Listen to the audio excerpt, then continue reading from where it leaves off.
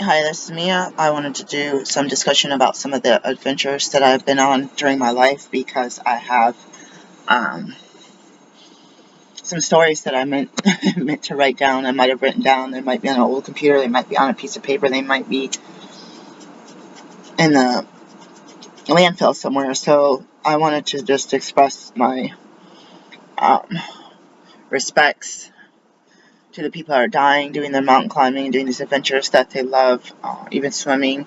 People fall down the stairs and die. People unfortunately get in accidents, and I almost got hit at one of my jobs. Somebody had propped up on the back of the Fred Meyer store on Southwest Barber, Burlingame, these doors that open and close for the employees in the back, and my food cart thing was in the back, and there was this long big piece of metal that someone had just propped up there, and I had seen it. I think, I'm not quite sure, and I just like, I mean, there was forklifts back there. There was always stuff going on. People would put these straps on the bales of cardboard, and the wire would frequently snap and just fling out. And we'd all be waiting to recycle our cardboard or do whatever or get by. And we'd wait, and you'd see it just like, and there's stuff like, I feel like you lose an eye, lose an arm, lose your life.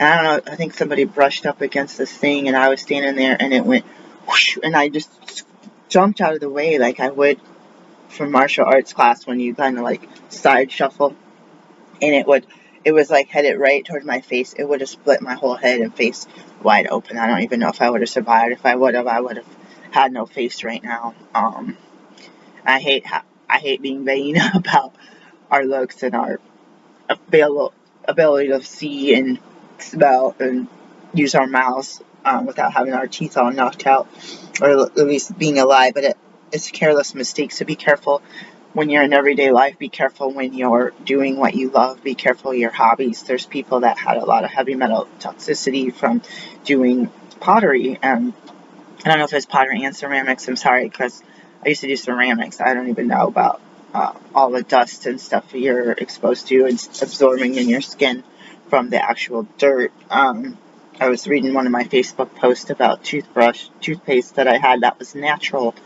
and it was, I can't remember what brand. I saw it on my memories that, oh, my toothpaste has a warning on it that says it contains lead. It's like the thing you do to, everyone says you to brush your teeth, and then you look down and it's got lead. If it doesn't have lead, it has some other kind of thing that's literally a toxin. In my video watching these past couple days, gone back on the mountain climbing expeditions and the different events. One video today, it was kind of sad, like when the people didn't feel like watching people going out in space. It's kind of sad that they're like doing a panorama of the summit of Everest, and it's like, oh yeah, I guess I can pay attention. I should pay attention because I'm not going to go up there. And I'm kind of interested in how like small that little tip is on the top of the mountain. But the trash, I was just thinking of trash I have to throw away so I don't attract bugs. And like, if you have bugs, you better clean up. If you think you have bugs, you better clean up. If you're trying to prevent from having bugs, you better clean up. If you're not afraid of having bugs, you can clean up anyways. You have some sanity. So I'm gonna be living by those rules as I tidy up between my work. I'm dreading my work. It's making me feel like I'm having advanced stress in my life that's not unnecessarily also based on my healthcare providers blowing me off when it comes to any kind of health condition, including only focusing on the weight. And if the weight is a lot less than it used to be, my weight has skyrocketed since they're just spending all this time talking about how fat I am when I was 50 to 100 pounds lighter than my heaviest weight. That criticizing me about my weight is just stress, just eating whatever grazing type things. So it's really disturbing because when I didn't hear doctors talk about my weight, the stress levels went down, my exercise increased. Even when I was injured, I couldn't exercise. I was injured, and I lost a lot of muscle. I think that's the detriment of my weight gain right now, is that accident. It took years to even be able to do anything. I mean, I couldn't even take my walks, for Pete's sakes.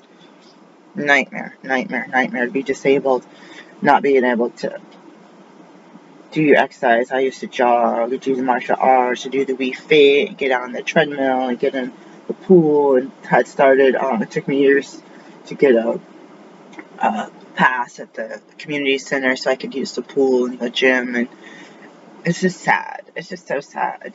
It's so sad to be treated like garbage and then to absorb that treatment when these people go about their day.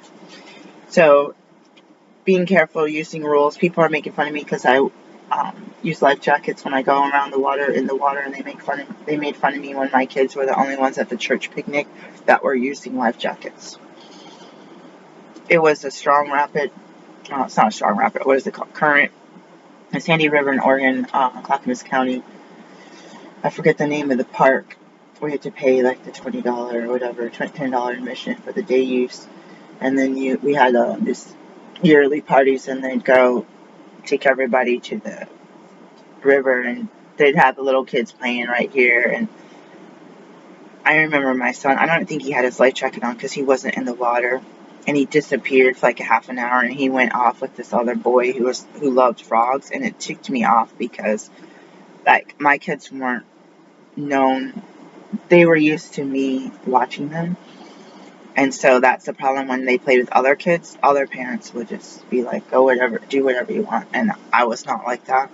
So when my kids were with someone else, like, come on, we got to go here. Come on, we have to go to the park. Come on, we have to go to 7-Eleven and buy a Slurpee. My kids, the rules in the welfare housing, like your kids aren't allowed alone by themselves. Doesn't matter if they're 18 or under, not allowed outside by themselves. Doesn't mean other people did it. Your kids aren't allowed to ride bikes. Your kids aren't allowed to do this. Your kids aren't allowed to have roller skates. Your kids aren't allowed to have exercise or fun stuff in the backyard. Nothing. No toys, nothing. The kids just used the playground and tore it up and broke people's car mirrors and windshield wipers off and got in fist fights where we lived. Like, oh, all those rules, they're really, doing some good, aren't they? Like, and it's sad. I think you have a little 3-year-old on a tricycle that you're not allowed to do that. And you on a sidewalk around the playground where the big kids play. Like, it's silly. It makes me sick. My partner will be home soon. I'll turn the video off. I have the thing about trash, throwing away a lot of trash, not making my own food. I'm not taking a basket out to my own garden, to my own orchard, putting the food in there, rinsing off with my own well water, setting it up on some reusable napkins, letting it dry, and then, putting it in a wine cellar. What is it? Those things under your house where it stays cool, That's what I want. And the older that I get, the more unattainable the dream of owning my own land. And even having, like, I used to have a blueberry bush in a big flower pot. Not even be able to have that. There's nowhere to put it, the flower pot, unless I keep it inside the apartment. And one of my plants in there, it looks completely contaminated. I'm pretty sure I need to take it outside, like, right now, because there's something not right about this plant. We got 3 plants, and one of my other plants that I had for years is now infected from something I got from Lowe's. I got 3 plants from Lowe's, and now I think I brought home a bunch of bugs, and I'm really upset about it. And it really does look like there's something that looks like it laid eggs in this mint, and they're all over the place. They almost look like little maggots. I wanted to say, oh, maybe it's just dust from the leaves. I don't think that's dust from the leaves. I think this plant has contaminated my entire garden, and indoor garden, so it's going to have to go outside. And unfortunately, it's also going to potentially be contaminating my other plants because we're bringing home something from somewhere else. I've been trying so hard to plant from seeds. I told my partner I wanted to plant mint from seeds. I went to Big Lots. They had seeds for like $2.50, $1.50 or something. And he said, oh no, those are too much. And now we brought home mint for Mother's Day, and now it's just a disaster. I just noticed that this morning. So I'm pretty upset. I mean, I'm sure these plants cost way more than $2.50, and I would have had like 50 to 100 seeds in a pack. back to the adventure story. I almost drowned in Ettan Lake. My relatives, no one knew about it. They wouldn't have cared anyway. I almost drowned. Kenny Temple saved me, and I never told anyone except for my one friend, who I did kind of blurb it on Facebook a few years ago, trying to track this guy down. He just became a firefighter. I don't know if he already was a firefighter, but I just did a friend request a few weeks ago, and then I saw that he went through ceremony, and I'm gonna cry because I wouldn't be here today. I said I'm not an influencer. People don't like my videos. People don't like me as a friend. People don't like me in my 12-step meetings. People don't like me in my places of worship. So I know I'm a difficult person. But I know there's other difficult people that need to hear that you can do something with your life, like have fun, have a relationship, go adventuring. My goal one day, again, I've done boondocking. I don't have enough time to talk about all the videos, so rewinding, one thing I want to do again is to go boondocking again, out of choice, not necessity. If it was necessity, at least I know how to do it. We used to go sailing when I was really little. I went sailing most of my life growing up in Michigan with a lake in my backyard and a whole lake on our town. And then we didn't sail, but we canoed down the Oscoda River. If you look that up, it's a very big destination for different sporting people and different people from around the world for events and stuff that happen in Oscoda, Michigan. My dad had got, I don't know, 20-something, maybe 30-something, but fiberglass boat when I was pretty little, and we'd sail around with other families. They, on their boats, my dad did not have a depth finder. One time we were going up north, I don't know where we were, but we were on Lake Huron, and I don't know if that's the day we were going to Mackinac Island or not. I had this problem that I was abused a lot of stuff and had food allergies. I had this problem where I used to have to use the toilet all the time. So one thing, my mom was driving this big Mercedes, and we were meeting my dad and my brother at some marina. We had to drive, and I always had to use the toilet, so I had to have like this portable little cup thingy. Being her is not a picnic, obviously, but there's so many things you don't think about. We ended up on this boat since I was very little, under 10. It's hard to remember. We were supposed to be going with people that did have a depth finder, and we would have like this berth, I don't know if that's what it's called, underneath where you could sleep. I think there was a bedroom like here, and there's another one here. I feel like my parents put me and my brother in this part of the boat, and they must have opened up the kitchen table or whatever, converted that into a bed for the adults. Someone that needed to be, yeah, that was the kitchen area. And it had this weird, it was like a combination of the smell of the boat, the sailboat, and the drama me and my mom made me eat every time, and that gave me like this, I felt sick the whole time and just out of it every single time I went. It's just like this horrible taste in my mouth. Someone gave me one. It was at the little yellow pills when I was going to Cedar Point Amusement Park as a senior in high school, but I just remember always, like, I don't ever remember saying that I was seasick. I don't ever remember getting seasick prior to being made to take these drugs, but I just remember it just feeling awful and not really having a good time. But one day it was foggy, and I don't know, I guess I was inside the boat, I don't know what that's called, underneath the boat, inside in the cabin area, and it was foggy, and I guess we crashed. And my mom said, everybody out on the deck, life jackets on, everybody out.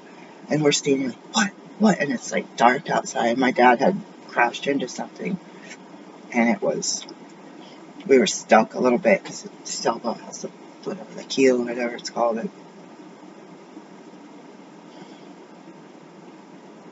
the fog kind of blew over, and I could see land right behind us. So there was a bunch of big rocks, and we had run aground, and the water seemed pretty shallow because I could see the rocks, But my mom was just like, everybody on deck now!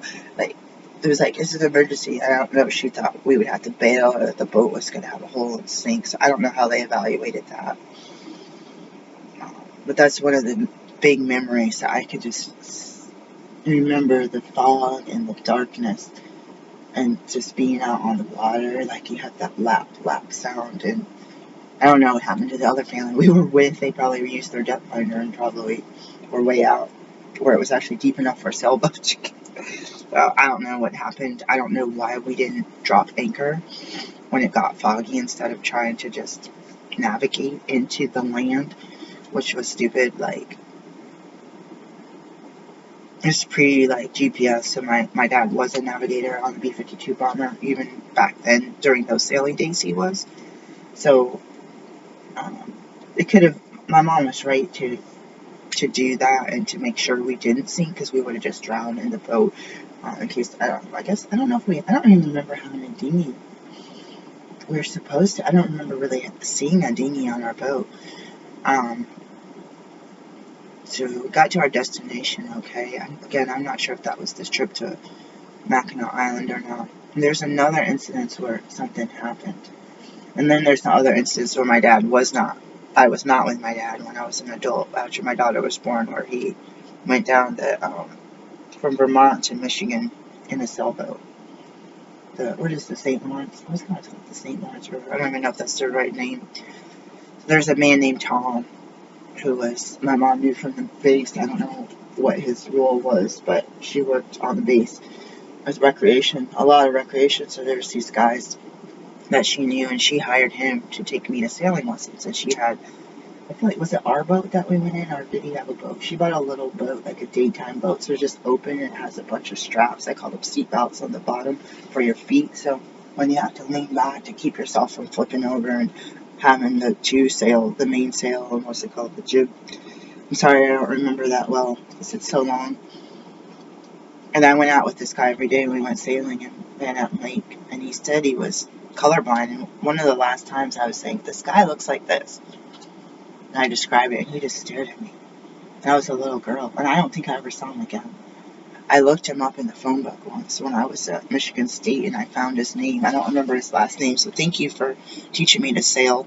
Unfortunately, my brother was showing out to a girlfriend trying to go around Loud Island, and he wrecked that same boat. That was my boat. He wrecked the boat during a storm, trying to go around the island, which was like a hurricane type winds just going around in circles. We were used to the lake over here and then over by the base, what was known as the base beach.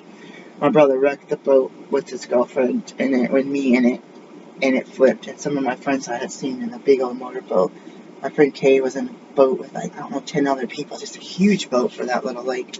And they came by and tried to tow the boat to land, and they snapped the mast. And the mast, to this day, is probably still in my dad's backyard. My mom's dead. The boat was in the yard rotting away. If I could have something like that now, what I wouldn't do to have a lake and someone who knew how to use the stuff properly. Canoes, sailboats, motorboats, paddle boats, kayaks, the little sunfish things I never got to use. I've never been on a jet ski. I've never been on a ATV. I've never been on a motorcycle, like a dirt bike, nothing. But I have sailed. I could at least say that. I've barely been on a motorboat. Like, literally, like a handful of times, which is more than some people. But growing up on all those lakes, you would think, like, I barely even been canoeing. And we have a canoe here. So, blessings to people who do something adventurous, try to live our lives. If I was just more indigenous, I'd be hunting and gathering and having religious celebrations and celebrations of births and celebrations of marriages and having wars and disease, which I have to go deal with this plant. And in my mind, I feel really sad that we have a lot of energy and a lot of time and a lot of money. We as humans in general, not all of us, but the top, 15% that you have disposable income to pay your $100 a ticket, $100,000 a ticket to go to Everest or to go to T2 and do all this adventuring and romance and taking all that time off of work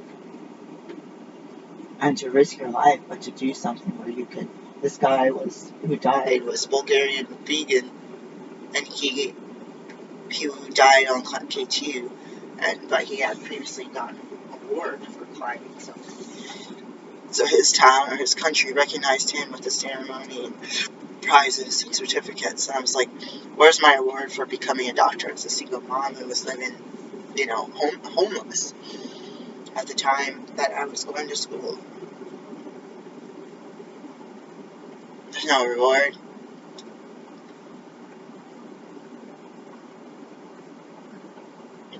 what about all these doctors that can afford? I don't get any income as a doctor. It's like a charity. What do I do? What do those people do? There's doctors all over. You can go in a grocery store, there's going to be doctors all over. Go to the bus stops, on the way to OHSU and Portland, there's doctors all over. But to be a doctor, to save your money and to get up on those mountains, then you stand out and say, oh, a doctor from this veterinarian, dentist, the occasional postman. Unfortunately, did that? I think that guy survived. Actually, I don't know if the postman from Seattle survived Rob Hall and that expedition, but I'm so fascinated. It makes me feel like I'm on an adventure. And then it takes me all day just to go 0.1 miles and walk to the post office, check my mail before 5. So I want to do more weight strength training. I want to do more cleaning. I want to get rid of these bugs on the plant and just live my life as an adventurer and be grateful that I survived. Because I have 100 other stories of adventures where things went a little cuckoo. And most of them are from the 80s and 90s. I'm trying to think of the 2000s that my dad was taking a sailboat out and I had a newborn baby and a 1-year-old, or maybe she just turned 2. She was a baby still, a toddler. We had to climb down a ladder to get to his boat. So the water is just wide open. We had to climb down a ladder to get into the boat from the deck, from the dock where the boat was at, which is unreasonable to me. So I have a newborn baby and another baby and myself. And we get on the boat. My dad buys this baby strap-on thing, life preserver. I think my older kid, I think she just had a regular life preserver. And my dad is like gunning it with the engine. And he's not going anywhere. And all of a sudden the rope snaps. He forgot to untie the boat. And it almost hit me and my son. It literally almost hit my son and my newborn baby in the head. It would have killed him. It would have killed us both. And I was like, God, the angels, everything. This far from being having my family being destroyed. My bloodline, his bloodline, from something like not untying the boats. We go out with the motor, we didn't even put up the sails. We go out and he gets stuck on a sandbar or something. Like, we go out literally like 50 feet. Maybe it was 50 yards. It wasn't very far. We're not even out of the little thingy, that protection to get to. We were in Lake Huron. We didn't even get out of the parking area for boats, and we're stuck. And he's about to call the Coast Guard. I don't know. He might have called it out. I'm pretty sure we just turned around and went back. And okay, that's the end of that trip. That's the last time I've been sailing, and that doesn't even count. My brother didn't listen to me when, the smaller sail, the bigger sail. He kept the big sail and the small sail up, and I told him to put this sail down, keep the small sail up, and don't go around the mountain, or don't go around the island. He didn't listen to me. I told him over and over again, and we were all doing that thing where we had to lean back. He didn't know what he was doing. And that was the boat that I trained with a private instructor. And thank God we were wearing our life jackets too. I remember my brother's glasses fell off and they were so thick that they just floated above water. He didn't have his life jacket on. But he knew how to swim, and my mom was watching us with binoculars from the house. So she immediately got her friend Chuck, who was doing the base beach, to bring a motorboat out to come rescue us all.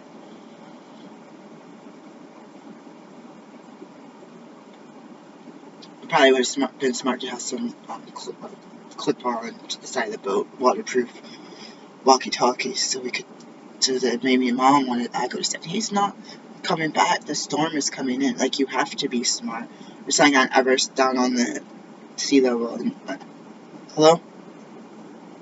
In the hills, you have the weather changing patterns, differences, lightning storms, different things that on land, on dry land, you're playing in your yard, you're having a barbecue. If it does start raining, thunder and lightning, you can go inside and still have your stuff set up and pull it up into the cover.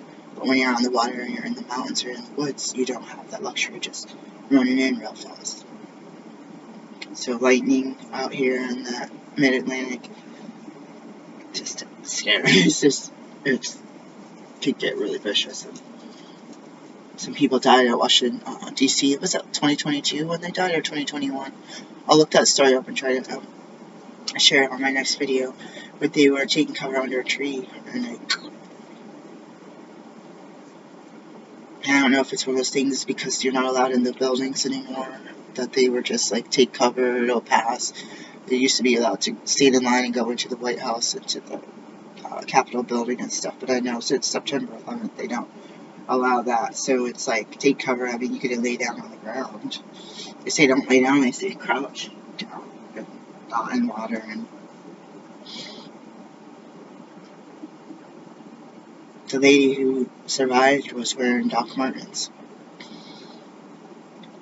When I was a kid and I heard about rubber being a non-conductor, I was walking around to the bus stop all the time. I had to walk to the main road, and I was wearing rubber bands around my wrist because I was paranoid. I don't think that would have really done anything, but you had to get, I mean, it's not like my mom drove me. I had to go out and stand in the woods during a thunderstorm and wait for the bus to come for about 10 minutes. So it thundered a lot, thunder and lightning a lot up in northern Michigan. Just out, clouds would just come in and drench everything. And I couldn't sleep. I was so scared of it. Stay safe.